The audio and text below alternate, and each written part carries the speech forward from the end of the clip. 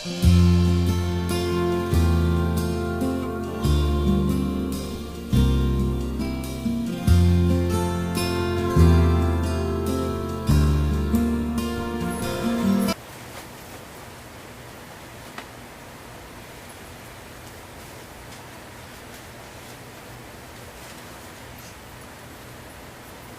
कोटि ब्रह्मांड नायक परमात्मा के चरण कमलों में कोटिशः नमन निवेदन।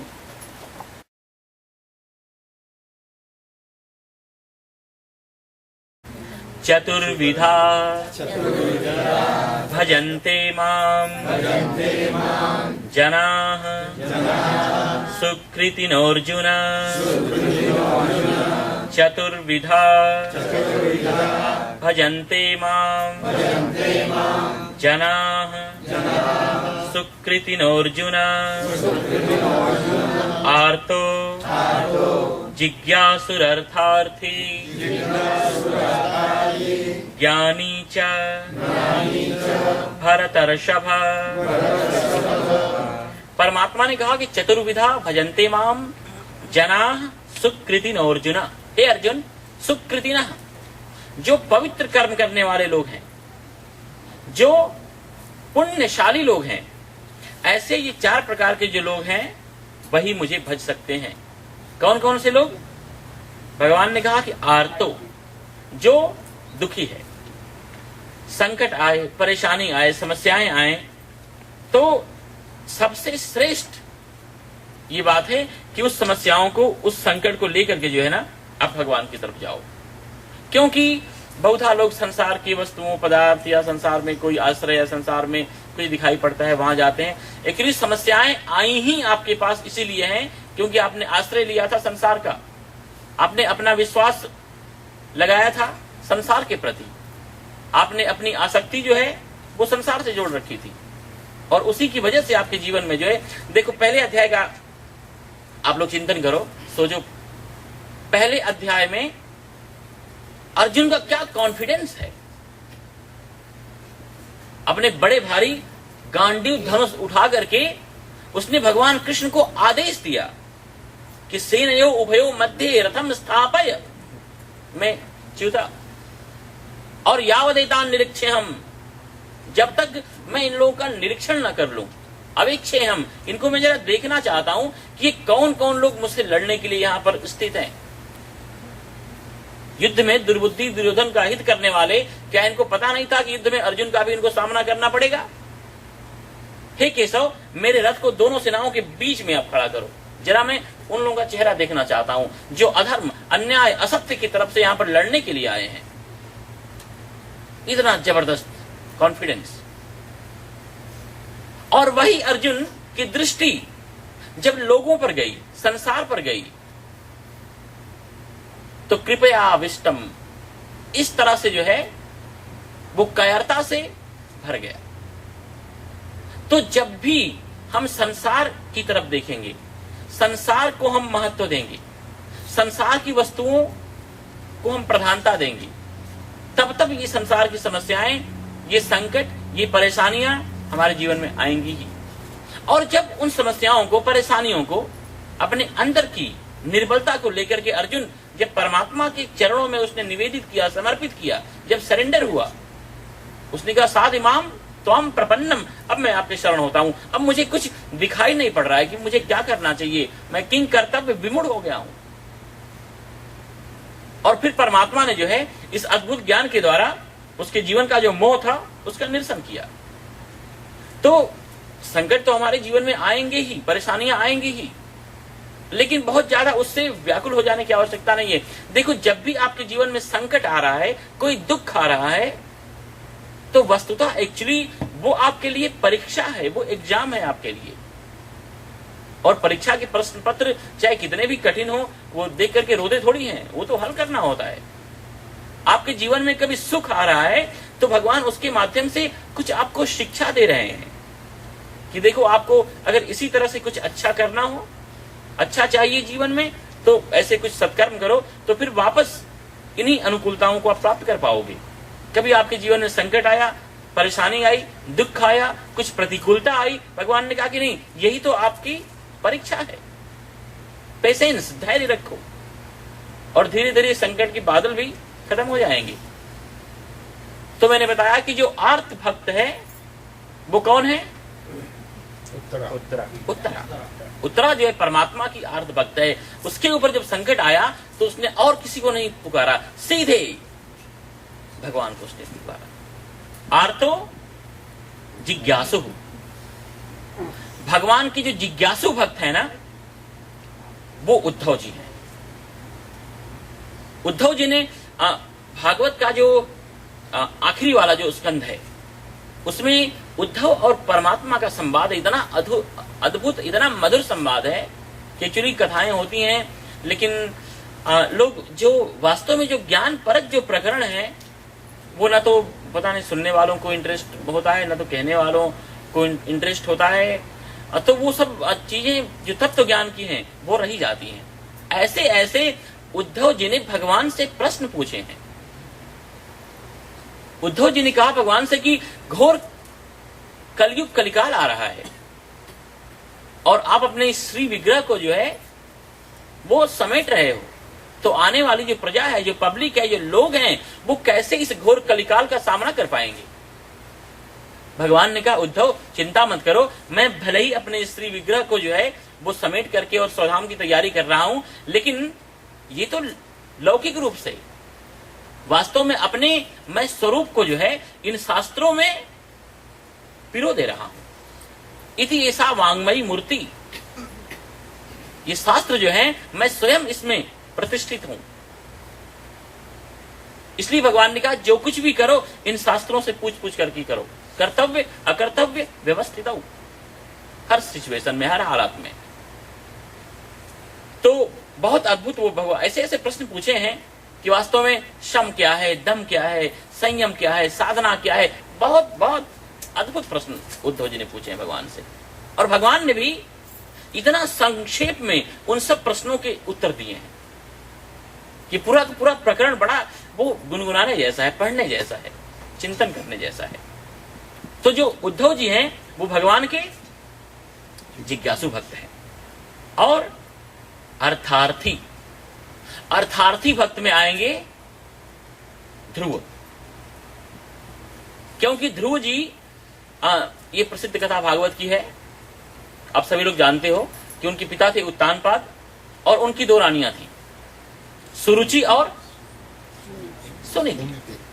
तो जो सुनीति थी वो बड़ी थी, सुरुचि जो थी वो छोटी थी, और ज्यादा राजा आसक्त थे छोटी वाली सुरुचि के प्रति।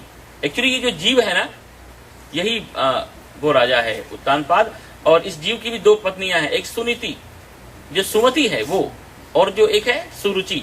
हमारा इंटरेस्ट तो ज्यादा हम सुमति की थोड़ी सुनते हैं, हम भी तो सुनते हैं सुरुचि की, कि भाई इंद्रियों को कितने से बधारे फावे छे। तो राजा भी आसक्त थे सुरुचि के ऊपर, और बस एक दिन ऐसे ही ध्रुव अपने पिता की गोद में जाकर के बैठे, और सुरुचि ने जो है वो कहा कि हटो, तुम इसके योग्य नहीं हो, अधिकारी नहीं हो। अरे यहां बैठने के लिए तो बड़ी साधना करनी पड़ती है, बड़ी तपस्या करनी पड़ती है।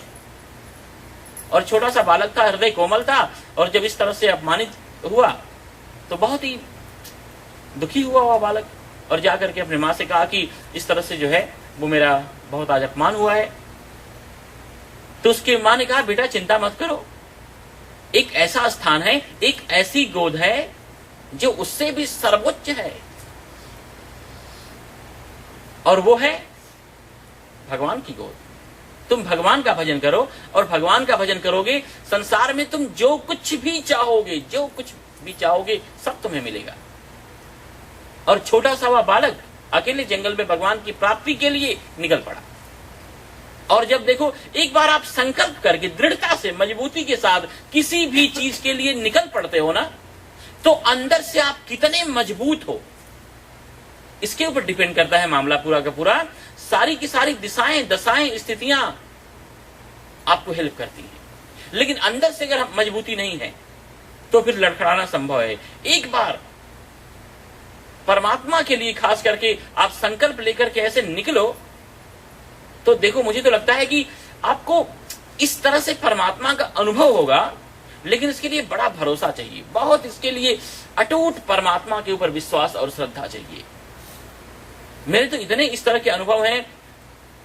जब मैं घर से निकला था, बहुत छोटी मेरी उम्र थी, 9th में मैं पढ़ रहा था, और जो भी मैं ये 12-13 साल तक मैं रहा, जंगलों में, अलग अलग स्थानों पर, कई आश्रमों में गया, महात्माओं में गया, इतने मुझे लोग चीटर मिले हैं, इतने चीट करने वाले मिले हैं कि उनकी मैं कथाएं सुनाऊं तो आप पागल हो जाओ। ऐसे ऐसे ढोंगी, ऐसे ऐसे महात्मा, ऐसे ऐसे चीट करने वाले, लेकिन भगवान ने इतना संभाला है, इस तरह से संभाला है, इस तरह संभाला है कि कभी वो कहानियां बताने जैसी हैं। ऐसे ऐसे लोगों ने चीट किए हैं। तो और उसके बाद भी ये 13-14 सालों से मैं इस तरह से समाज में घूम रहा हूँ। जब मैं आया तो किसी का कोई परिचय नहीं था, कुछ भी मेरे पास, न एड्रेस, न कुछ। और आजकल की ऐसी स्थिति है कि लोगों का विश्वास भी अब बहुत नहीं रह गया साधुओं पर। ऐसे ऐसे लोगों ने आकर के अपने चमत्कार दिखाए हैं। तो इतनी डिफिकल्टी होती थी, इतनी मुझे मुश्किल होती थी शुरू में कि क्या बताएं।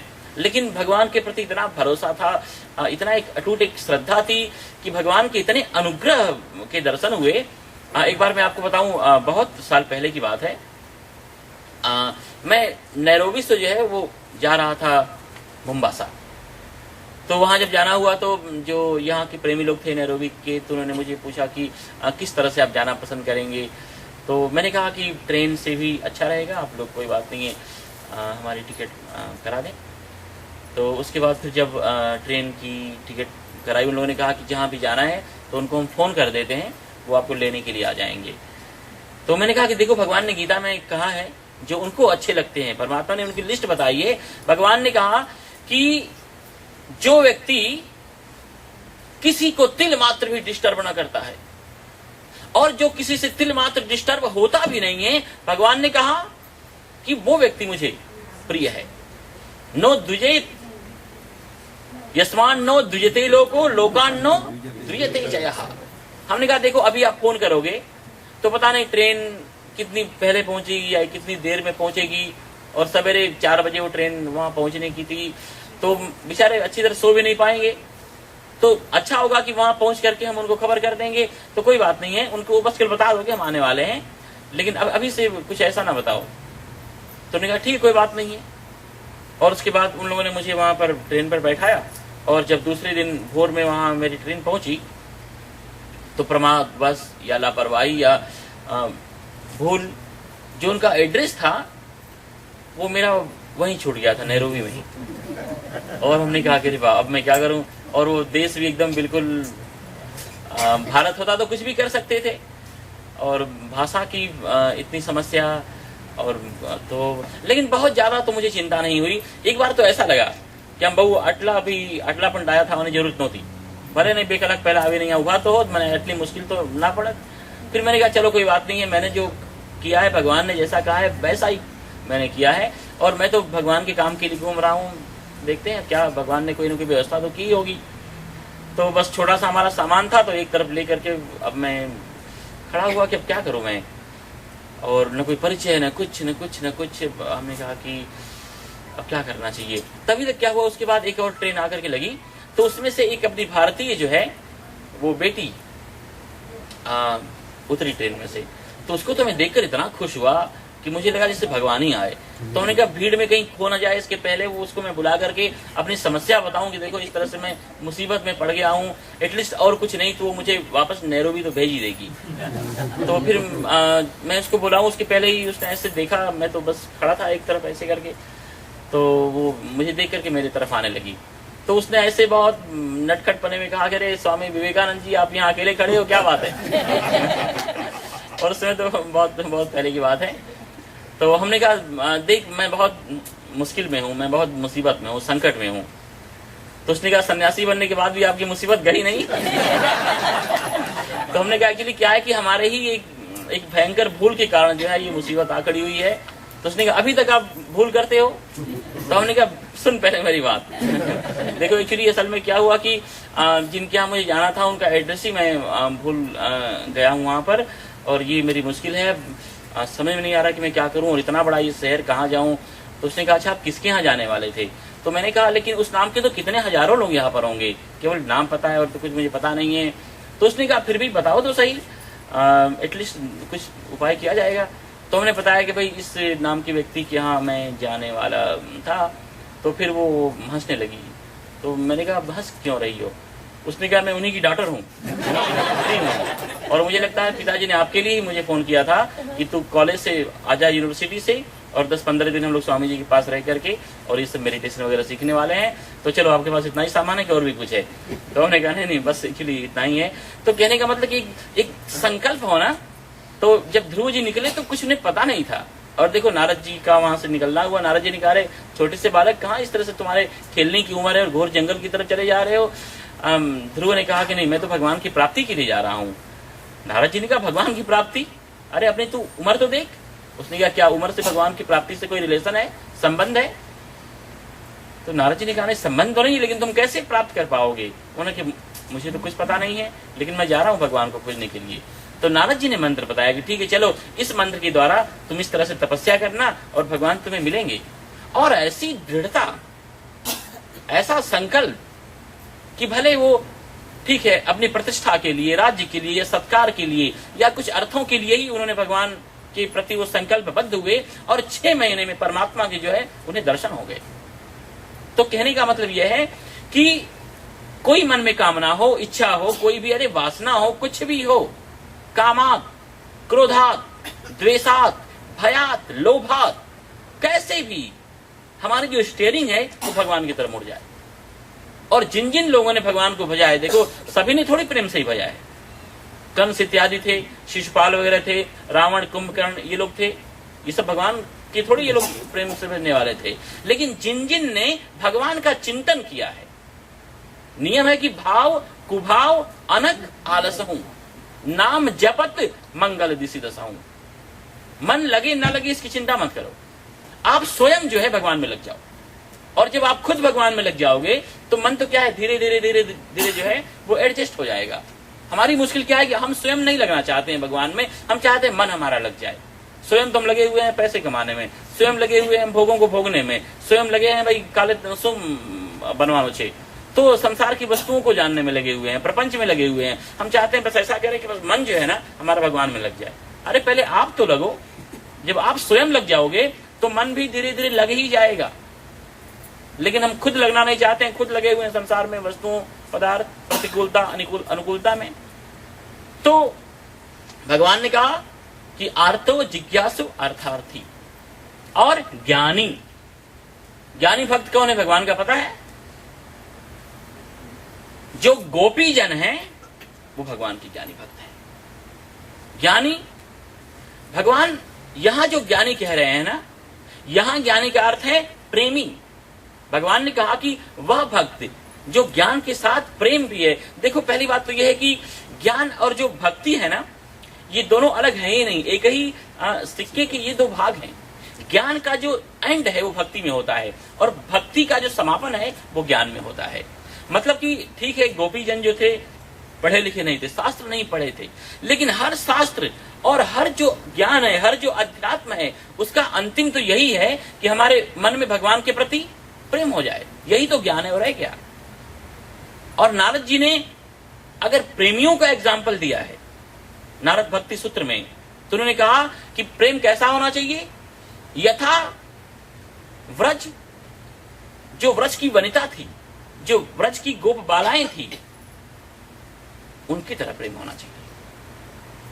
तो इस तरह से प्रेम, जो प्रेम करती थी लेकिन कुछ उसके बदले में कोई चाह नहीं, और हमेशा प्रतिक्षण, चाहे वो घर का काम कर रही हो चाहे कुछ भी कर रही हो, हर काम के साथ साथ उनका जो स्मरण चलता था वो भगवान का होता था।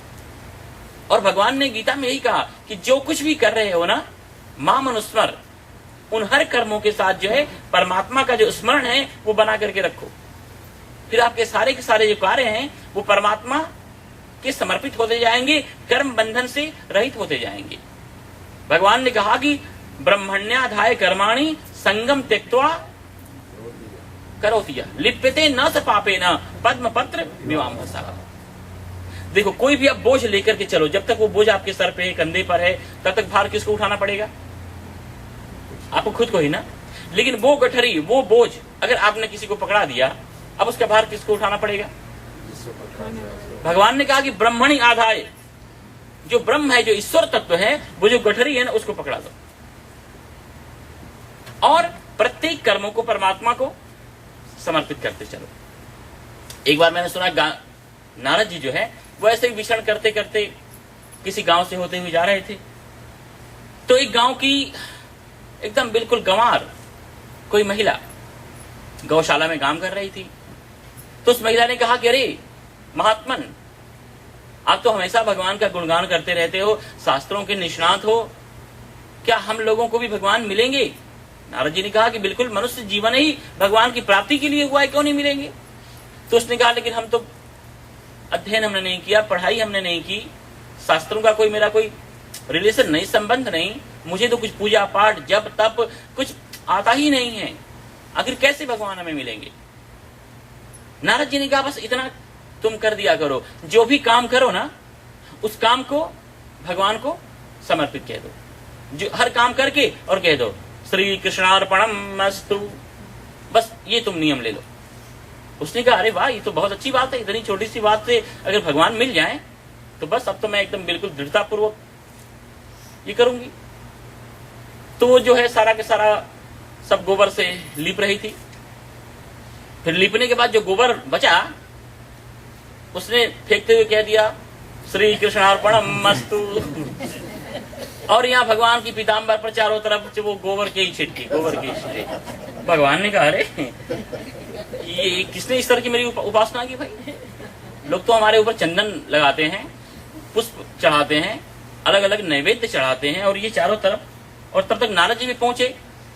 भगवान ने कहा अरे नारद, आज तो बहुत विचित्र बात हो गई। भगवान ने कहा महाराज, उन्होंने देखो ना, पता नहीं किस तरह से मेरी किसने ऐसी आराधना की, पूजा की कि चारों तरफ मेरे पीताम्बर पर ये गोबर ही गोबर चारों तरफ, ये क्या हुआ? नारद जी ने कहा महाराज जी ये भूल मेरी है। तो भगवान ने कहा क्या हुआ तो बताए उन्होंने कि बस एक मुझे मिली एक गांव की कन्या, एक माँ, और बस उसने मुझसे पूछा और मैंने कहा कि जो भी तुम कर्म किया करो बस वो सारे के सारे जो कर्म है ना श्री कृष्णार्पणमस्तु कह दो, और ये मेरी गलती से ये ऐसा हुआ है, महाराज मुझे क्षमा करें। तो भगवान ने कहा ठीक है, लेकिन जाकर तुम ये भूल सुधारो। नारद जी ने कहा बस अभी आया मैं, और दौड़े नारद जी सीधे और बिल्कुल नाराज, क्रोधित, गुस्से में जाकर कहा कि अरे हद हो गई, तुम्हारे पास अक्ल है कि नहीं? तुमने जो है इस तरह से भगवान को मलिन कर दिया, गंदा बना दिया, और भगवान को तुमने इस तरह से वो गोबर समर्पित कर दिया। और नारद जी ने जाकर गुस्से में उसको जो है एक तमाचा रसीद किया, लगाया, और तमाचा लगाते ही उसने कहा श्री कृष्णार्पणमस्तु, और भगवान को लगा के ऐसी थप्पड़ तो कभी यशोदा मैया ने भी नहीं मारी मुझे। फिर भगवान ने कहा जल्दी नारद को बुलाओ, ये तो कुछ अच्छा नहीं हो रहा है। नारद जी आए, भगवान ने कहा कि नारद ये क्या हो रहा है, जाकर तुमने कुछ कहा क्या? उन्होंने कहा अरे महाराज ये तो जाकर के मैंने तुरंत उसको एक थप्पड़ लगाए और डांटा। भगवान ने कहा अच्छा किया तुमने घूंसा नहीं लगाया। तो कहने का अर्थ यह है कि किसी भी भाव से कैसे भी अपने प्रत्येक विधाओं को, विचारों को, अपने हृदय को, अपने जीवन को, अपने प्रत्येक प्रक्रिया को, क्रिया को, कर्म को अगर परमात्मा को हम समर्पित कर दें, भगवत भाव से अगर हम करते चले ना, तो फिर भगवान और हमारे बीच में कोई दूरी नहीं रह जाती है। तो भगवान ने कहा कि ये 4 प्रकार के जो लोग हैं वही मेरी तरफ चल सकते हैं, आर्त, जिज्ञासु, अर्थार्थी, ज्ञानी च भरतर्षभ।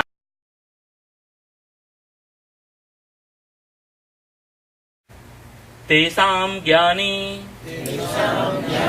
नित्ययुक्त एक भक्तिर विशिष्यते प्रियो हि ज्ञानिनोत्यर्थम् अहम स च मम प्रियः। भगवान ने कहा कि उनमें भी, इन चारों में भी, तेषाम जो ज्ञानी है, ज्ञानी कैसा? नित्य युक्त, जो हमेशा कंटिन्यू, निरंतर, प्रतिदिन, डेली भगवान के साथ अंदर से जुड़ा हुआ है। भगवान की पूजा जो है वो हर शुक्रवार से शुक्रवार नहीं, हर संडे टू संडे नहीं, सोमवार से सोमवार नहीं, जो निरंतर अंदर से परमात्मा के सद्भावों में ही जी रहा है, जो भगवान के ही साम्राज्य में जी रहा है, जो भगवान की प्रत्येक फीलिंग में जी रहा है कि आत्मा त्वं गिरिजामति सहचराः प्राणा शरीरम गृहम पूजा ते विषयोपभोग रचना निद्रा समाधि स्थिति संचार पदयो प्रदक्षिण विधि स्तोत्राणि सर्वा गिराः यत् यत् कर्म करोमि संभो तवाराधनम। जब इस तरह से हमारे विचार, अरे हमारे विकार, हमारे जीवन के हर सिस्टम, हर टेक्निक, हर टेक्नोलॉजी, पूरा सर्वांग जीवन जब परमात्मा से एकदम बिल्कुल स्पर्श खाने लगे, तो फिर हमारा कल्याण या उद्धार होने में विलंब लगता ही नहीं है। भगवान ने कहा कि तेसाम ज्ञानी, ऐसा ज्ञानी जो है, जो नित्य युक्ता, जो हमेशा मेरे साथ जुड़ा हुआ है, एक भक्ति विशिष्ट थे, भक्ति के साथ। एक भक्ति मतलब अनन्य भक्ति के द्वारा, अव्यभिचारिणी भक्ति के द्वारा। अव्यभिचारिणी भक्ति मतलब, अगर आप देखो भगवान की पूजा कर रहे हो, भगवान की उपासना कर रहे हो, आपने भगवान को ही अपना सर्वेश्वर मान लिया है, भगवान को ही आपने अपना हृदयेश्वर मान लिया है, भगवान को ही आपने अपना सब कुछ मान लिया है। और भगवान का मानने के बाद फिर उम्मीद, फिर आसरा, फिर अगर आप भरोसा अन्य चीजों पर रख रहे हो, फिर तो हमारी जो भक्ति है, हमारा जो प्रेम है, वो थोड़ी अव्यभिचारिणी रहा, वो तो सब हमारी वृत्ति व्यभिचारिणी हो गई ना। जैसे मान लो कोई पत्नी हो और बिल्कुल श्रद्धा के साथ, पातिव्रत नियमों के साथ अपने पति को ही सब कुछ मानती हो, और जाकर वो साड़ी किसी पड़ोसी से मांगे, तो कोई वस्तु किसी अन्य व्यक्ति से मांगे, कोई चीज उसे चाहिए किसी अन्य पुरुष से मांगे, तो ये उसकी थोड़ी भक्ति या प्रेम रहा उसके पति के प्रति। तो भगवान ने कहा कि अगर तुम मुझे सर्वेश्वर समझते हो, अपना सब कुछ मानते हो, और फिर जाकर कामना तुम कर रहे हो यहाँ वहां इधर उधर, तो ये तो भक्ति हुई नहीं, ये तो प्रेम नहीं हुआ, ये तो बल्कि धोखेबाजी हो गई, ये तो बेवफाई हो गई। तो परमात्मा ने कहा कि देखो, गोस्वामी जी ने बड़ा सुंदर एक चौपाई लिखी है रामायण में कि मोर दास कहाई, कि मेरा दास कहला करके, और अगर आप आस कर रहे हो अन्य लोगों का, कहूं तो करई कहां विश्वासा, आपको मेरे ऊपर फिर विश्वास ही नहीं है। तो परमात्मा की उपासना तो तब हमारी पूर्ण होती है जब परमात्मा के अलावा अन्य कहीं से कोई उम्मीद नहीं, कोई इच्छा नहीं, कोई वासना नहीं, अरे कोई चाह नहीं। तब जाकर के भगवान को लगेगा कि नहीं, ये जो हमारा भक्त है ये हमारे ही भरोसे है, और मुझसे अगर कोई विलंब हुई, कोई अगर मिस्टेक हो गई, या मैं अगर थोड़ा सा कुछ देर मैंने लगा दी, तो इसको मुश्किल हो जाएगी। जब भगवान खंभे में से प्रकट हुए भक्त प्रहलाद के लिए, तो सबसे पहले भगवान ने प्रहलाद से क्षमा मांगी कि प्रहलाद मुझे क्षमा करना, मुझे लगता है कि मैंने आने में काफी विलंब कर दिया और तुझे उसके लिए बड़ा कष्ट सहन करना पड़ा। लेकिन ऐसी भक्ति होनी चाहिए हमारे मन में। तो भगवान ने कहा कि एक भक्ति विशिष्ट थे, हमारी भक्ति जो है वो व्यभिचारिणी नहीं होनी चाहिए। संपूर्ण हमारा जो जीवन है वो परमात्मा के समर्पित होना चाहिए, और परमात्मा को समर्पित होने के लिए हमारे आचार्यों ने, हमारे बड़े बड़े महानुभावों ने, महर्षियों ने, महापुरुषों ने जो है वो अपने अलग अलग चिंतन दिए हैं कि किस तरह से हमारा संपूर्ण जीवन परमात्ममय हम बना सकें। सबसे पहली चीज कि जब हमारे मन में परमात्मा के प्रति प्रेम पैदा हो, प्रकट हो, उस दिन से प्रत्येक व्यक्ति को ऐसा नियम लेना चाहिए कि अब आज से हम जो जीवन जिएंगे ना, हे परमेश्वर, वो तुम्हारी इच्छा के अनुसार हम जीवन जिएंगे। अब अपने मन के पीछे नहीं भागेंगे, अब अपने किसी वासनाओं के पीछे नहीं भागेंगे, अब हम अपने किसी कामनाओं के पीछे नहीं, अब हम इंद्रियों के गुलाम नहीं होंगे, अब हम काम के दास नहीं होंगे, अब तो हम राम के दास होकर के ही रहेंगे। तो परमात्मा की इच्छा के अनुसार जीवन जीने का मतलब यह है कि अब अपनी तरफ से कोई प्लानिंग नहीं बनानी, बस केवल कर्म करना है, पुरुषार्थ करना है, जो अपनी ड्यूटी है, जो कर्तव्य है, जो जिम्मेदारी है, उसको बखूबी निभाओ। अब परिणाम में जो आता है उसमें हम प्रसन्न हैं, क्योंकि जो परिणाम है वो भगवान के द्वारा भेजा गया है। अब कोई उसमें कंप्लेन नहीं, कोई अपनी तरफ से जो है कुछ ये भाव नहीं कि ऐसा होता तो ऐसा होता तो ऐसा होता, कोई लिस्ट नहीं। संन्यास का मतलब ही होता है कि चॉइसलेस लाइफ। अब अपनी कोई चॉइस नहीं रही, अब तो हम परमात्मा की इच्छा में मस्त हैं, राजी हैं हम उसी में जिसमें तेरी रजा है।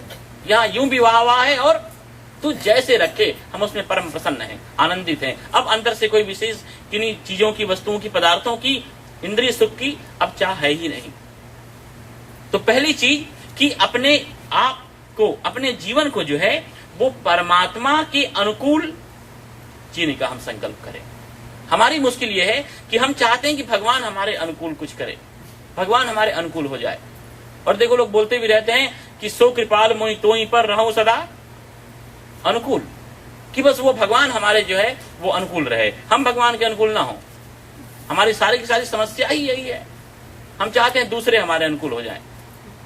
पति चाहता है पत्नी हमारे अनुकूल हो जाए, पत्नी चाहती है पति हमारे अनुकूल हो जाए, सास चाहती है बहू हमारे अनुकूल चले, बहू चाहती है थोड़ा सास हमारे, तो सभी दूसरे को ही जो है बदलने में लगे हुए हैं, खुद को नहीं बदलना है।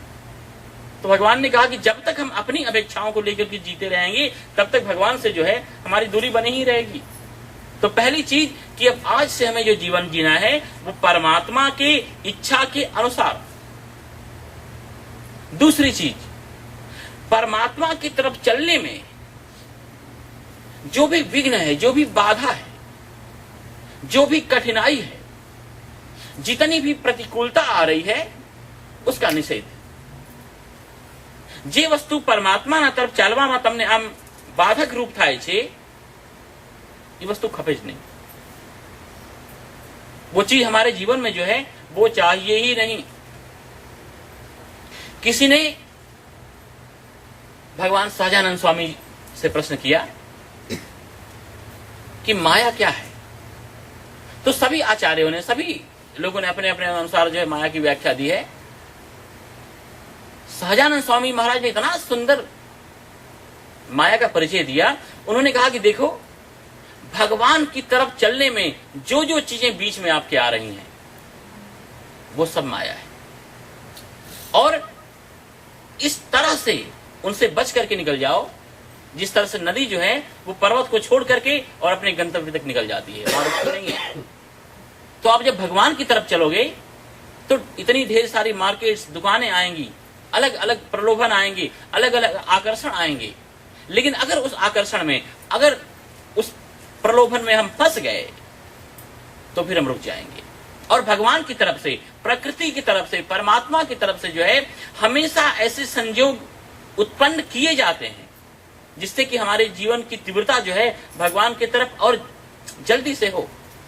क्योंकि भगवान तो चाहते हैं कि ये संसार में, भोगों में, वस्तुओं में, सुख इंद्रिय के आकर्षणों में फंसा हुआ जो जीव है ये जितना जल्दी मेरे तक आ जाए उतना ज्यादा अच्छा है।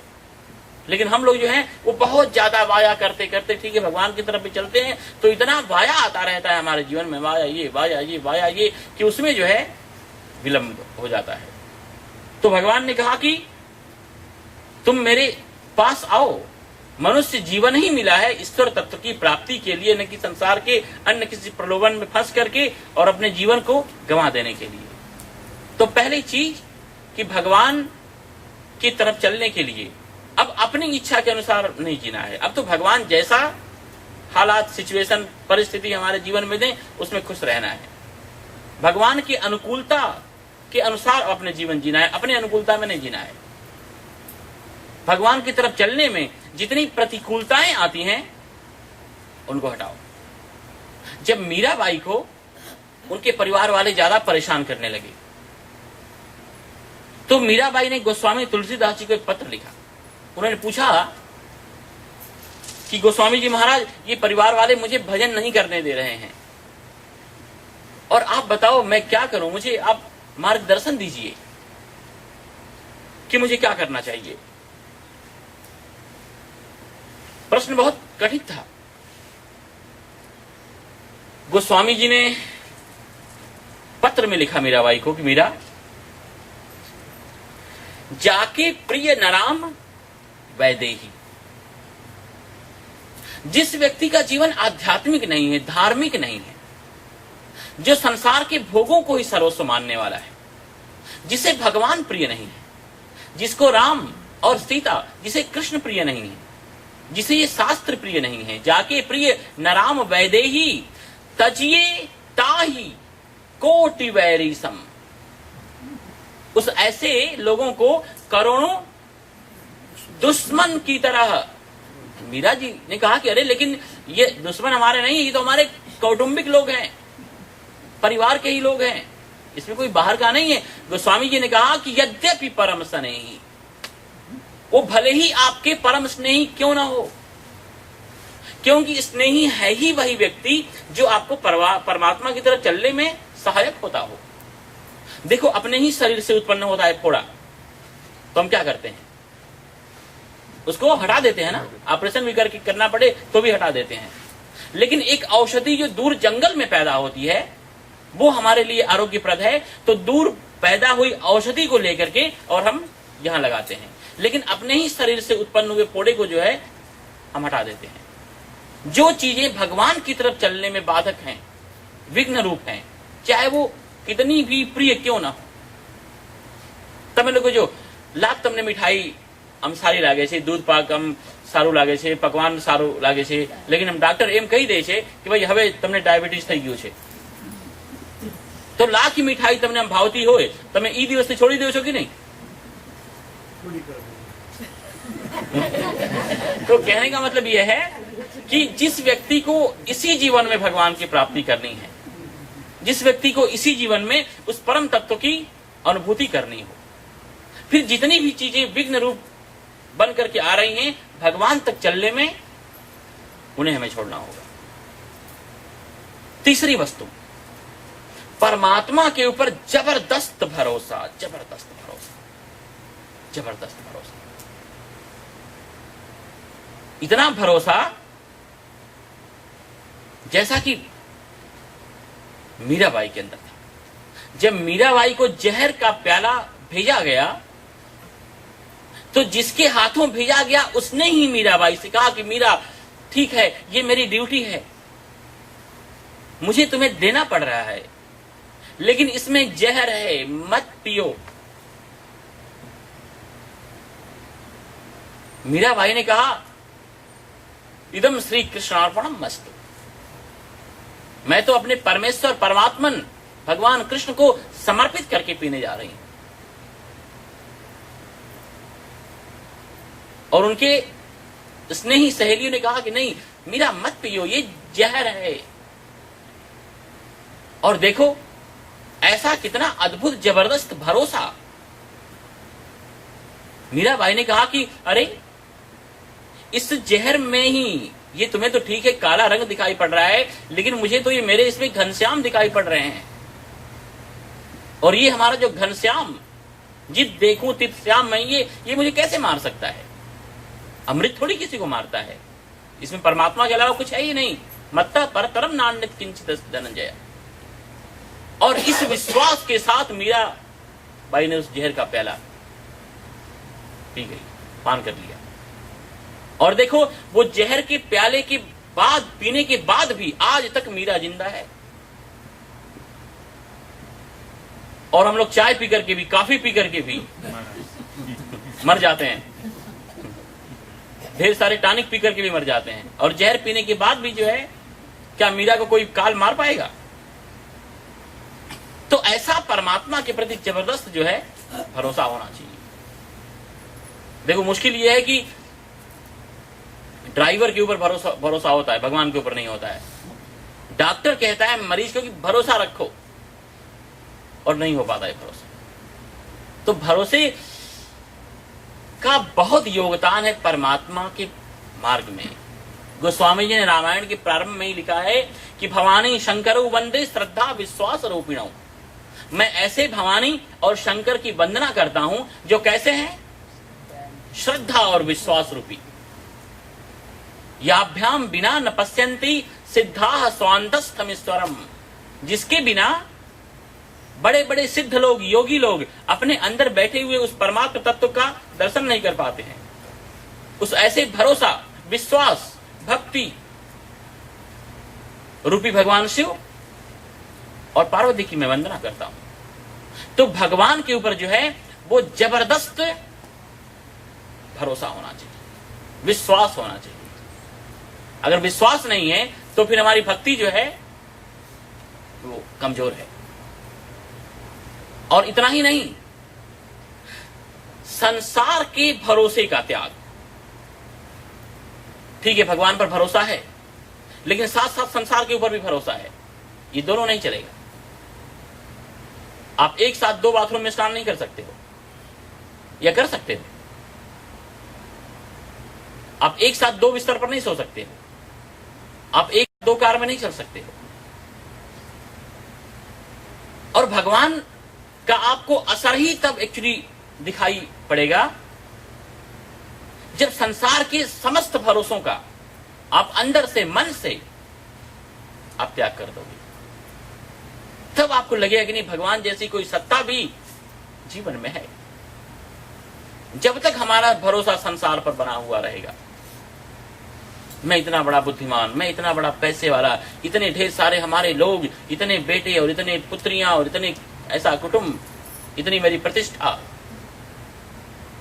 इन हर चीजों को जो है वो अपने से धीरे धीरे भगवान की प्राप्ति करनी हो तो अलग करना होगा। संसार के भरोसे का त्याग। जैसे कि मीराबाई ने गाया कि मेरे तो गिरधर गोपाल, लेकिन इतना ही नहीं, दूसरों न कोई, वरना वो चित्तौड़ की महारानी थी। તમારા પાસે તો શું હશે? એના પાસે કોઈ વસ્તુની કમી હતી?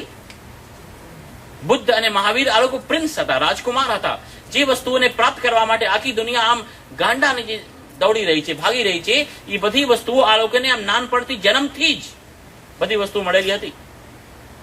પણ છતાંય એ લોકોએ જોયું કે વાસ્તવમાં સંસારની બધી વસ્તુ તો મળ્યા पश्चात पण खरेखर नहीं के बराबर है, उसका कोई अर्थ नहीं है।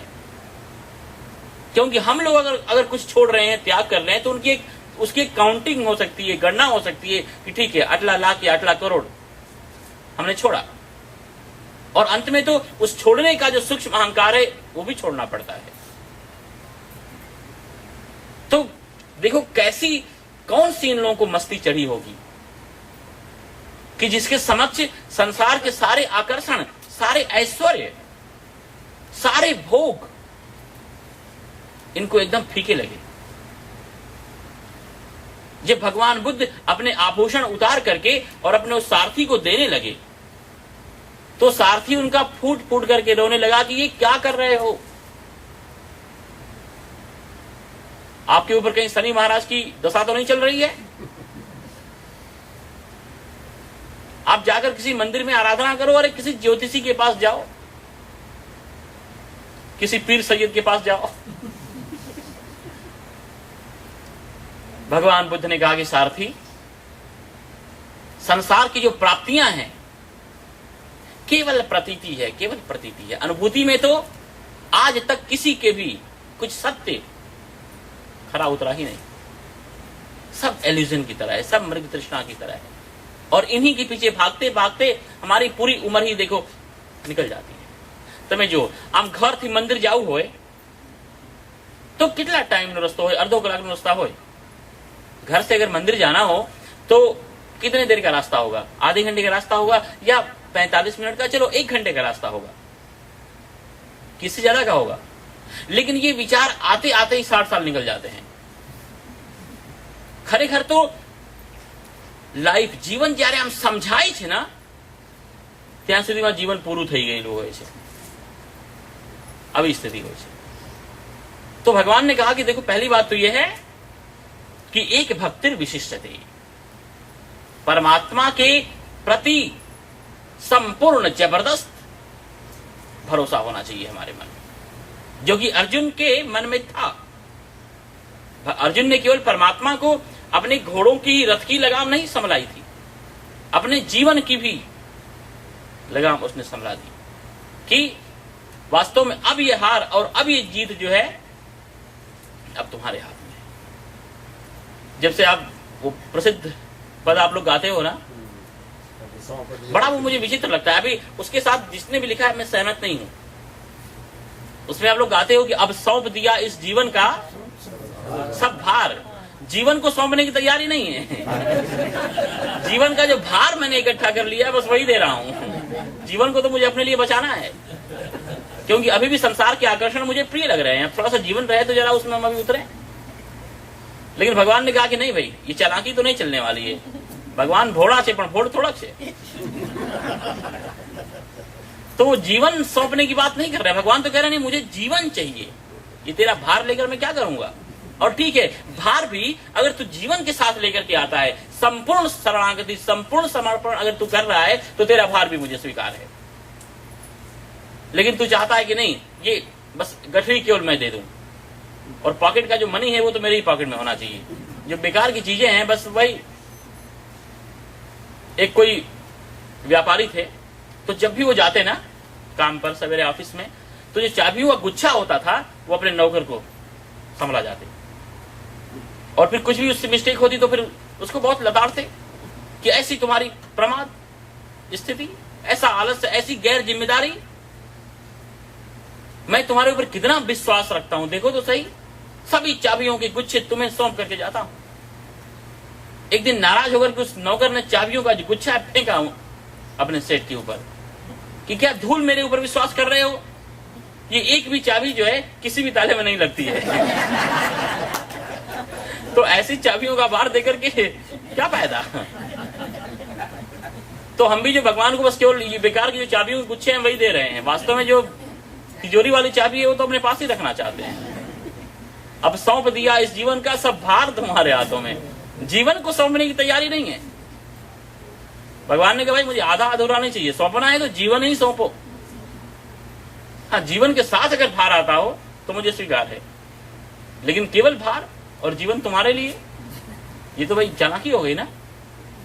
है जीत तुम्हारे हाथों में और देखो ये सब गाने के बावजूद भी चिंता तो हमारी वैसी की वैसी बनी ही रहती है ना।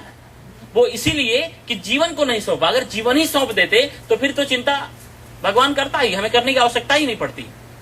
तो लेकिन हम केवल वो जीवन तो सौंपते नहीं है, उसके बाद फिर वही चिंता, वही परेशानी, वही एंजाइटी, वही फिर कल की बातें। सही अर्थों में जीवन अगर परमात्मा को अगर हम सौंप दें तो फिर तो क्या बात है। लेकिन हम तो इतने माहिर हैं किसी को भी बेवकूफ बना लेने में। एक बार डिट्रॉइट में हमारा प्रवचन था, और विंटर में जनवरी का महीना, इतनी ठंडी और बरसाती तूफान। तो शाम को हम जब जा रहे थे तो हम लोग बात कर रहे थे कि देखो आज तो कोई आने वाला होगा नहीं। और इतना आश्चर्य, जब हम गए तो पूरा का पूरा हाल भरा हुआ था। हमने कहा कमाल है। फिर उसके बाद हमने कहा जरा भगवान का दर्शन कर ले। उसके बाद फिर हम लोग हाल में चल रहे, थोड़ा 5-7 मिनट हम लोग लेट थे। तो हम जब गए वहां पर तो एक कोई भक्त थे, बहुत जोर जोर से जो है वो मंत्र गा रहे थे, पापो हम पाप कर्मा हम पाप आत्मा पाप संभवा, कि मैं सबसे बड़ा पापी हूँ, पाप से मेरा जन्म हुआ है, पाप ही दिन रात करता रहता हूँ, इस तरह के जो वो मंत्र। तो जब वो मंत्र वगैरह बोल करके प्रार्थना करके और जब जाने लगे तो मैंने कहा अरे पापी महोदय जरा 1 मिनट। तो मेरे ऊपर बड़े नाराज हो गए। उन्होंने कहा स्वामी जी संभल करके बोलिएगा। तो हमने कहा लेकिन अभी आप ही तो कह रहे थे कि पापात्मा पाप कर्मा हम पाप, तो ये तो अभी आप ही कह रहे थे। उन्होंने कहा कह तो रहे थे लेकिन मानते नहीं है। हमने कहा फिर किसको बेवकूफ बना रहे हो भाई। ये तो भगवान दुनिया के अंतर्यामी बैठे हुए हैं। तो वास्तव में अगर हम थोड़ा सा अपने आप के प्रति भी ईमानदार रहे, दूसरों के प्रति तो चलो बात की बात, अपने आप के प्रति भी थोड़ा सा हम ईमानदार रहे तो भी भगवान की जो करुणा है, जो अनुग्रह है, वो उतरने में देर नहीं लगी। तो पहली चीज कि परमात्मा के ऊपर जबरदस्त भरोसा होना चाहिए, और इतना ही नहीं, संसार के समस्त भरोसे का त्याग। जब तक संसार का भरोसा बना हुआ है तब तक परमात्मा की जो उपस्थिति है उसका एहसास हमें नहीं होगा। क्योंकि हम लोग जीते हैं धन के साथ, हम लोग जीते हैं वैभव के साथ, हम लोग जीते हैं लोगों के साथ, भोगों के साथ, हम लोग जीते हैं मेडिसिन के साथ। भगवान ने कहा थोड़ा हमारे साथ जी करके देखो। परमात्मा ने कहा कि देखो तुम संसार के होकर के, परिवार के होकर के, लोगों के होकर के, भोगों के होकर के मेरे पास आते हो, मुझे अच्छा नहीं लगता है। तुम बल्कि मेरे हो जाओ और मेरे बन करके तुम्हें जाना जहां भी जाना हो आ जाओ। लेकिन हम लोग संसार के होकर के और थोड़े समय तक के लिए भगवान के पास आते। भगवान के नहीं, ये मुझे स्वीकार नहीं है, ये मुझे मंजूर नहीं है। तुम परमात्मा के हो जाओ, तुम धर्म के हो जाओ, अध्यात्म के हो जाओ, शास्त्रों के हम हो जाएं, और फिर संसार में हम चाहे कहीं भी जाएं, फिर कोई किसी प्रकार की चिंता की आवश्यकता ही नहीं है। फिर तो माया खलु नर्तकी बिचारी हाथ जोड़े आपके सामने खड़ी रहेगी। तो संसार के समस्त भरोसों का जो है वो सर्वथा त्याग, और उसके साथ साथ परमात्मा के प्रति जो है वो सर्वस्व समर्पण। एक बार परमात्मा के प्रति जबरदस्त कभी भरोसा करके देखो, निश्चित मान के चलना, कभी भी भगवान जो है ना वो आपके भरोसे को टूटने नहीं देंगे। एक बार भगवान को आजमाओ, हमेशा भगवान ही भक्तों की परीक्षा लेते रहेंगे, कहां का नियम भाई। लेकिन भगवान की परीक्षा लेने के लिए तो फिर भरोसे की तैयारी तो हमारी होनी चाहिए बड़ी उत्तम क्वालिटी की। आपने सुना होगा एक बड़े अद्भुत संत हुए मलुकदास जी, जिनका वो प्रसिद्ध दोहा अजगर करे न चाकरी पंछी करे न काम, दास मलुका कह गए सबके दाता राम। आलसी लोगों का गुरु मंत्र बन गया ये भारत में तो। लेकिन उनके जीवन की घटना है कि शुरुआत के दिनों में बड़े वो नास्तिक थे, नंबर 1 के नास्तिक। कथा प्रवचन सत्संग ये सब उनको बकवासी लगता था। तो उनके शहर में कोई संत आए हुए थे, गीता का प्रवचन चल रहा था। उनके कोई मित्र थे, बहुत आग्रह करने पर, बहुत जोर जबरदस्ती करके उनको कि चल कोई बात नहीं, आधे घंटे ही बैठना, फिर उसके बाद हम लोग चलेंगे जहां तुझे चलना है वहां। तो मजबूरी बस वो भी आकर के बैठ गए। और वो जो संत थे, महात्मा थे, वो गीता का ही एक मंत्र है कि जो व्यक्ति अनन्यास चिंतयन्तो माम ये जना पर्युपास्ते तेषाम नित्याभियोग अभियुक्तानाम योगक्षेमम वहाम्यहम्। कि जो व्यक्ति वास्तव में संपूर्ण सर्वस्व समर्पण के साथ अगर जो व्यक्ति मुझसे जुड़ा हो, तेषाम नित्याभियुक्तानाम, नित्य अभियुक्तानाम। देखो अभियुक्त किसको बोलते हैं पता है? अभियुक्त बहुत सांसारिक ये शब्द है। अभियुक्त बोलते हैं जो लोग अपराधी होते हैं, गिरफ्तार हो गए होते हैं ना, उनको अभियुक्त बोलते हैं। तो जो अध्यात्म में परमात्मा के प्रति हम सभी एक्चुअली जन्म ही इसलिए हमारा हुआ है क्योंकि कहीं न कहीं कोई अपराध रह गया है, शेष। पुनर्जन्म होता ही इसलिए है कि कोई न कोई इच्छा रह गई है। और इस तरह से जो गिरफ्तार कर लिया गया है अध्यात्म के प्रति, परमात्मा के प्रति, भगवान ने कहा तुम मेरे शरणागत हो, मेरे रिफ्यूजी हो। एक बार संपूर्ण समर्पण हो जाए तो भगवान ने कहा अब तुम चिंता मत करो। जो भी जेल में लोग अभियुक्त लोग रहते हैं, उन्हें कहीं नौकरी के लिए थोड़ी बाहर जाना पड़ता है, उन्हें शाम को रोटी मिलेगी इसकी चिंता नहीं करनी पड़ती है। ठीक है, थोड़ा बहुत श्रम कराया जाता है, लेकिन उन्हें खाना तो मिलता ही है। तो संत कह रहे थे कि अगर इस तरह से कोई व्यक्ति संपूर्ण समर्पित हो जाए तो भगवान उसकी सारी व्यवस्था करते हैं। मलुकदास ने कहा ये कैसे हो सकता है? तो जब प्रवचन पूरा हुआ तो आकर उन्होंने कहा कि मान लीजिए अगर हम कुछ भी नहीं करें तो क्या भगवान हमें रोटी देंगे? संत ने कहा कि देखो अगर 100% 100% समर्पण है आपका परमात्मा के प्रति तो भगवान आपको रोटी देंगे। कुछ नहीं करेंगे तो भी, संत ने कहा हाँ कुछ नहीं करोगे तो भी देंगे। अब नास्तिक लंपट आदमी थे, जिद्दी थे। उन्होंने सोचा कि अब भगवान को थोड़ा आजमा करके ही देखते हैं, या तो भगवान है और या तो फिर नहीं है, बात खत्म। इस दुविधा में क्यों जीना भाई? बहुत सारे मेरे मित्र शिकायत करते रहते तो भगवान को मानता नहीं है, मानता नहीं है, मानता नहीं है। चलो अब जरा देख ही लेते हैं। तो उन्होंने संकल्प किया, प्रण किया कि अब तो बस भगवान मुझे खिलाएंगे तभी मैं खाऊंगा, देखता हूं भगवान जैसी कोई सत्ता है भी या नहीं है। उन्होंने सोचा घर में रहूंगा, शहर में रहूंगा, गांव में रहूंगा तो हो सकता है परिवार के लोग, स्नेही लोग, दोस्त लोग आकर के जबरदस्ती मुझे खिला दें। गांव से, शहर से निकल करके जंगल में चले गए और जंगल में भी जो है एक सघन वृक्ष पत्तों के बीच में जाकर के छिप करके बैठ गया कि जरा देखते हैं भगवान जैसी कोई चीज है भी कि नहीं, यहां मुझे कौन देखने आने वाला है। 1 दिन बीता, 2 दिन बीता, 3 दिन बीता, 4 दिन बीता। अब धीरे धीरे उनकी श्रद्धा जो है वो डिगने लगी। फिर सोचा जब भगवान जैसी चीज को आजमाने के लिए आए हैं तो थोड़ा सा और हिम्मत करके देखते हैं। जब 5वां दिन हुआ तो शहर के ही कुछ लोगों ने, कुछ मित्रों ने आपस में योजना बनाई कि चल करके और कहीं पिकनिक करते हैं, और ढेर सारे भोजन के व्यंजन जो है, गरम गरम पूरियों, कचौरी, ऊंधियों, सीरा, मोहनथाल, तमाम प्रकार के व्यंजन, कढ़ी गर्मा गर्म। कढ़ी तो पाछा एवी वस्तु है, तो दरेक स्टेट में जाओ तुमने कढ़ी मरसे। तमाम प्रकार के भोजन को लेकर के और वो लोग चले पिकनिक के लिए, और संयोग से जो है वो नदी तट पर उसी वृक्ष के नीचे वो सतरंजी पाथरी ने अने बता लोगों खावानो गर्मा गर्म काढ़ी ने बैठा शांति थी, मस्त थी, कहीं बैसे ने हम जमसू। और तभी तक क्या हुआ कि अचानक किसी शेर की गर्जने की आवाज आई। शेर ની गर्जना हो यानी गर्मा गर्म कढ़ी અને श्रीखंड અને આ બધું ભાવતું હોય, બધા ત્યાંથી वैसे ही सब खाना छोड़ करके लोग भागे। ये भोजन खाएंगे उसके पहले ही वो हमारा भोजन बना देगा, चलो ये जगह अच्छी नहीं है, सेफ नहीं है। सारे के सारे लोग निकल गए। आधे घंटे के बाद जो है, और देख रहे थे मलुकदास जी ऊपर से, कह रहे वाह वास्तव में खाना यहाँ तक आया तो सही, शहर से चल करके, वो भी गर्मा गर्म एकदम बिल्कुल सुगंध इतने ऊपर तक आ रही है। लेकिन मैं तो छिप करके बैठा हूं, मैं थोड़ी नीचे उतरने वाला हूं, और कोई मुझे देख भी नहीं पाएगा, इस तरह से मैं छिपा हुआ हूं।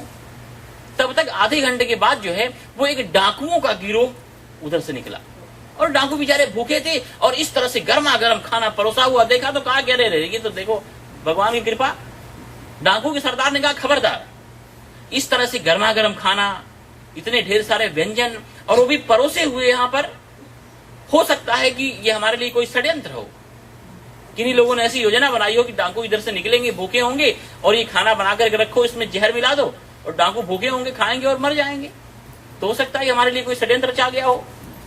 तो डाकू ने कहा कि देखो, अगर ऐसा कोई हमारे लिए षड्यंत्र किसी ने रचा होगा, किसी ने अगर जहर मिलाया होगा, तो वो भी कहीं होगा, यही नहीं यही कहीं, खोजो उसको।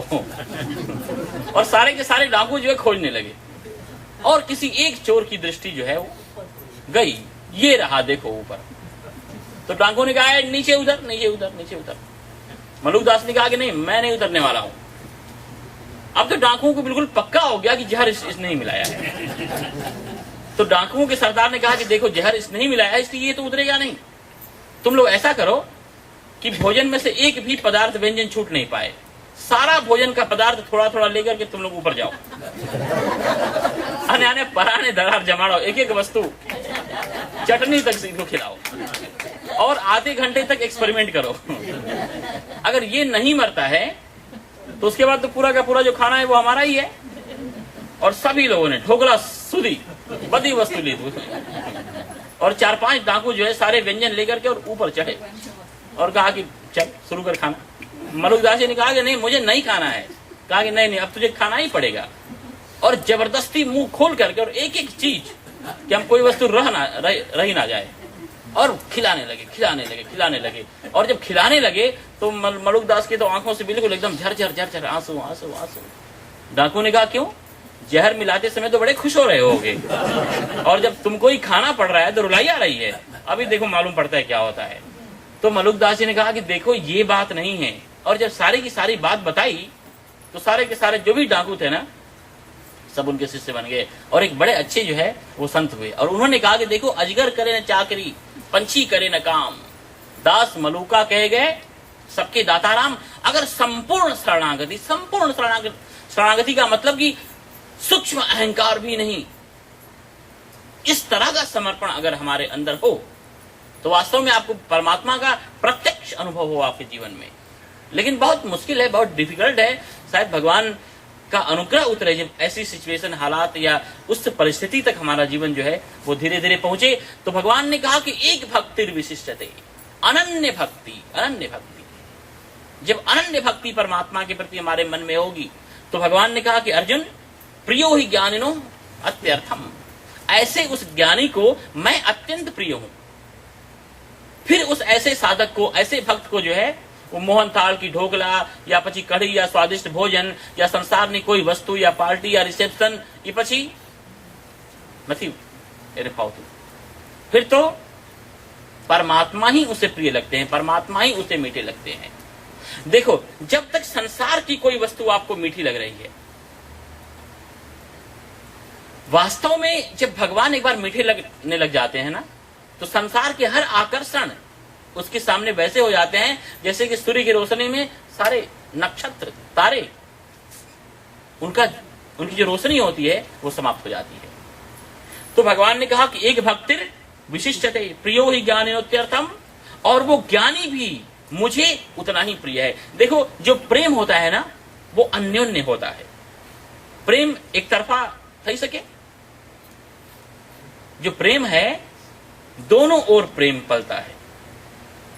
देखो, पतंगा भी जो है वो दीपक में जल करके मर जाता है, लेकिन वो शमा भी, वो दीपक भी देखो जल रही है।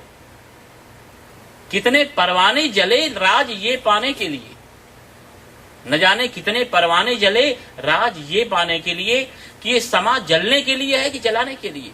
समा भी जल रही है और वो पतंगे भी देखो जल रहे हैं। तो ऐसा प्रेम होना चाहिए। भगवान ने कहा कि वो जो प्रेमी है मेरा, वो केवल मुझे ही पसंद करता है, मुझे ही चाहता है। उसके लिए कोई अत्यंत प्रिय अगर कुछ है तो मैं, और इतना ही नहीं, वह भी मुझे उतना ही प्रिय है। अगर एक तरफा प्रेम हो, अगर आप सोचो कि नहीं बस ये जो एक्ट्रेस है, ये जो हीरोइन है, बस उससे मैं प्रेम करता हूं, तो उससे कुछ बात बनेगी? या किसी व्यक्ति से आप अकेले बस एक तरफा प्रेम करने लग जाओ, बात तो तब कुछ बन पाएगी जब दोनों तरफ से प्रेम का प्रवाह हो। आप धन को प्रेम करते हो, धन ने कभी कहा कि नहीं मैं आपसे प्रेम करता हूं? पॉकेट मार कभी आपकी पॉकेट लेकर के अगर चले तो धन कहता है अरे भैया मैं इसका हूं, कहां तुम मुझे लेके जा रहा है? नहीं नहीं नहीं, मुझे नहीं जाना है। कभी ऐसा उस पॉकेट मनी में से आवाज आई? कितनी सफाई से, सरलता से जो पॉकेट लेके निकल जाता है, और एक बार भी उसमें से आवाज नहीं आती है कि अरे इसने कितनी मुसीबत से मुझे प्राप्त किया है, मेरी चिंता करता है, ये मेरी निगरानी करता है, मैं इसकी संपदा हूं, लेकर मुझे ना जाओ। अरे संसार में जिन जिन चीजों को आप प्रेम करते हो, क्या वो सारी की सारी चीजें उसी मात्रा में वैसे ही उसी तरह से आपसे प्रेम करती हैं? और अगर आपकी तरह ही सामने वाली चीज आपको प्रेम करे तो फिर वो प्रेम जो है ना भगवान तक पहुंचाने वाला हो जाएगा। लेकिन संसार का सारा जो प्रेम है बहुत अनबैलेंस वाला प्रेम है।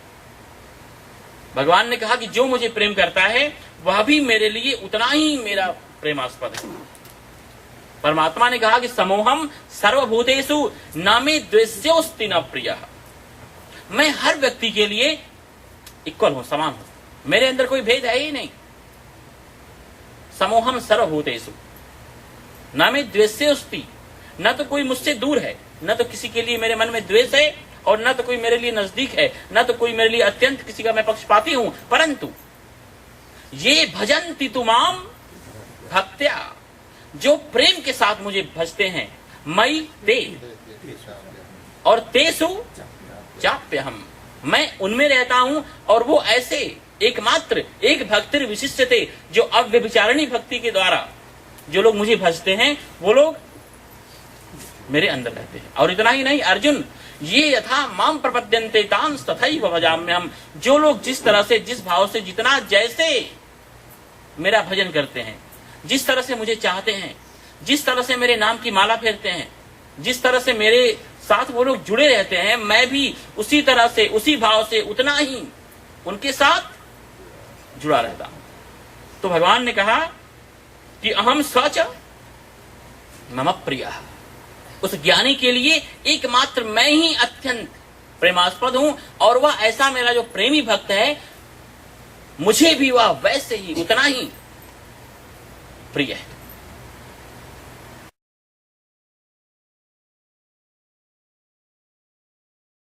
उदाराः सर्व एवैते, उदाराः सर्व एवैते, ज्ञानी त्वात्मैव मे मतम्, आस्थितः स हि युक्तात्मा मामेवानुत्तमां गतिम्। भगवान ने कहा उदारा सर्व एवैते, ये जितने चारों प्रकार के जो भक्त हैं वो सारे के सारे उदार हैं।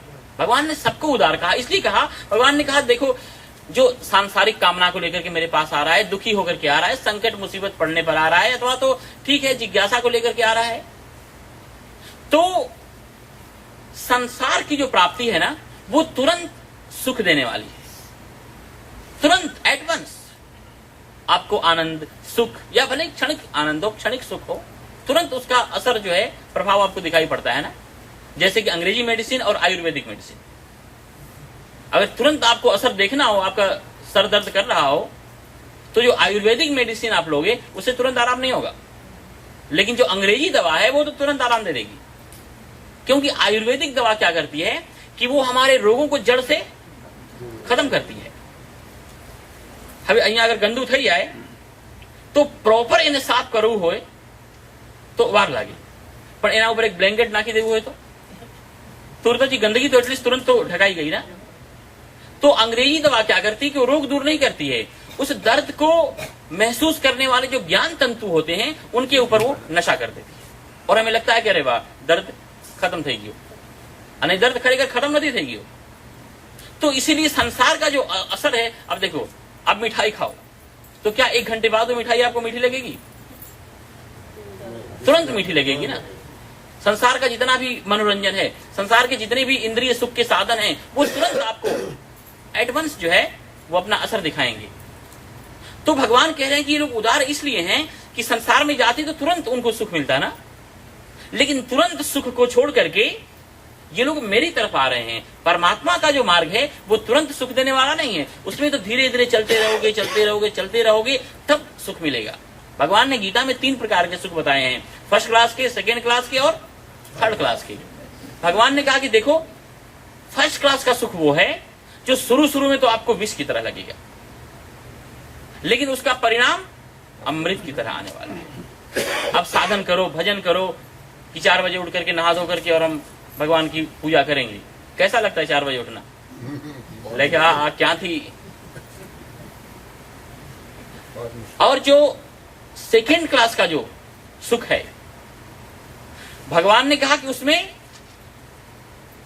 प्रारंभ जो है ना वो अमृत की तरह है। मिठाई खाओ, पिक्चर देखो, टीवी बैठ करके देखो, पार्टी में जाओ, कुछ भी जो सांसारिक आनंद है उसकी स्टार्टिंग है, जो बिगिनिंग है, उसका प्रारंभ है वही मधुर है, अमृत की तरह है, लेकिन उसका अंत जो आता है वो विष की तरह आता है। और जो थर्ड क्लास का जो सुख है, भगवान ने कहा कि शुरुआत भी उसके विष की तरह ही होती है और जो उसका अंत है वो भी विष की तरह ही होता है। मैंने लोगों से पूछा है, जितने भी लोग अंगूर के पानी पीने वाले हैं, कि भाई आप जो पीते हो तो कैसा लगता है? आज तक किसी ने भी नहीं कहा कि नहीं बड़ा मधुर लगता है, पंचामृत की तरह, चरणामृत की तरह। सबने कहा कि नहीं नहीं, टेस्ट उसका अच्छा नहीं होता, बड़ा कड़वा लगता है। सिगरेट पियो, कोई ड्रग्स वगैरह लो, तो तुरंत शुरू में भी वो एकदम बिल्कुल मुश्किल देता है और अंत भी उसका वैसे ही आता है ना। तो जो अध्यात्म का सुख है, जो सत्य का सुख है, जो परमात्मा का सुख है, शुरू में तो बहुत डिफिकल्ट होगा, बहुत मुश्किल होगी, बहुत आपको संकटों का सामना करना पड़ेगा उसमें, लेकिन उसका जो अंत है वो अमृत की तरह आएगा। तो भगवान ने कहा कि ये लोग वास्तव में उदार हैं, वरना तो आजकल तो लोगों को इमीडिएटली पावर, शक्ति, आनंद, सब कुछ, सबको लंबा रास्ता नहीं चाहिए, सबको शॉर्टकट रास्ता चाहिए। सब कहते महाराज अब इतने साल तक जंगलों में रह करके आपने तपस्या की, साधना की, ढेर सारी सिद्धियां भी आपको मिली होंगी। तो हमने कहा कि आपके पूछने का मतलब कोई नंबर बताओ ना। नंबर खरखर તમને મળી भी जाए ना, અને એ નંબર દ્વારા તમને જેટલા નંબર મળે એ છેલ્લે તમને 0 માં જ મૂકી દેવાનો છે, અને શરૂમાં ખરેખર શૂન્ય જે છે, જે પૂર્ણાંક છે, એને તમે પકડો तो तुम्हारा पाछળ पूर्णांक बदतू जासे।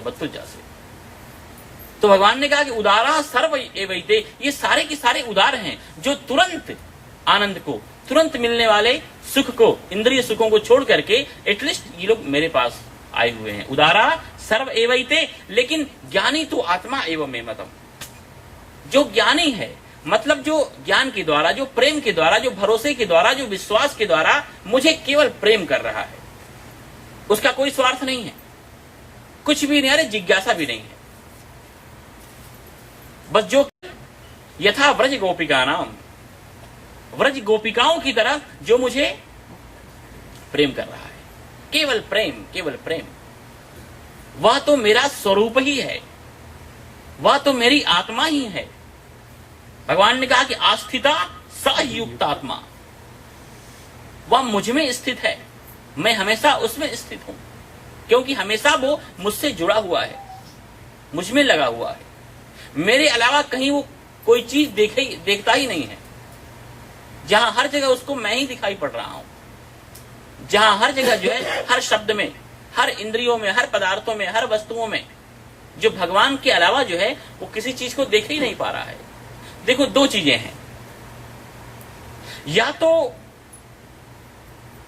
संसार का अभाव हो जाए और भगवान को ही मानो, या फिर सब कुछ परमात्मा में ही है। वासुदेवा सर्वम, परमात्मा के अलावा जहां पर कुछ भी नहीं है। तो जो भगवान का प्रेमी भक्त है, जो ज्ञानी भक्त है, जो प्रेमी होगा वो ज्ञानी होगा ही, और जो ज्ञानी होगा वो प्रेमी एब्सोल्युटली होगा ही। ज्ञान और प्रेम दोनों ये अलग है ही नहीं। और जब तक ज्ञान में प्रेम नहीं है, या जब तक जो प्रेमी है उनके अंदर ज्ञान नहीं है, समथिंग कुछ वो गलत रास्ते पर चल रहे हैं। तो परमात्मा ने कहा कि वह जो अनुत्तमाम गति है ईश्वर तत्व की, अव्यय की प्राप्ति, परमात्मा की प्राप्ति, एक्चुअली वह तत्व जो है उसके लिए सर्वथा हमेशा सुलभ है, क्योंकि भगवान के साथ नित्य युक्त हमेशा जो है वो जुड़ा हुआ है।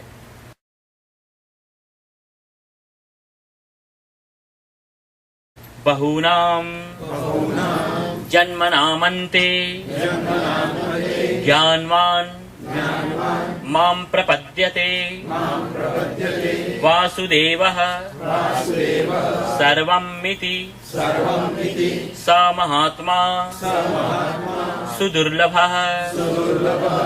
बहूनाम जन्मनाम अन्ते, बहुत जन्मों के अंत के जन्म में। पहले सुनकर ही लोग निराश हो जाते हैं, बहुत जन्मों के अंत के जन्मों में, और तो भगवान तुम्हें मिलने वाला नहीं है। अब बहुत जन्मों का आखिरी जन्म कब होगा, कब भगवान मिलेंगे, इसका अर्थ ये नहीं है। बहुनाम जन्मनाम अंते, बहुत जन्मों का जो आखिरी जन्म है ना, वो ये है, ये मनुष्य शरीर, ये हर जन्मों का ये अंतिम जन्म है। अब इसके बाद जो है दोबारा जन्म नहीं मिलने वाला है।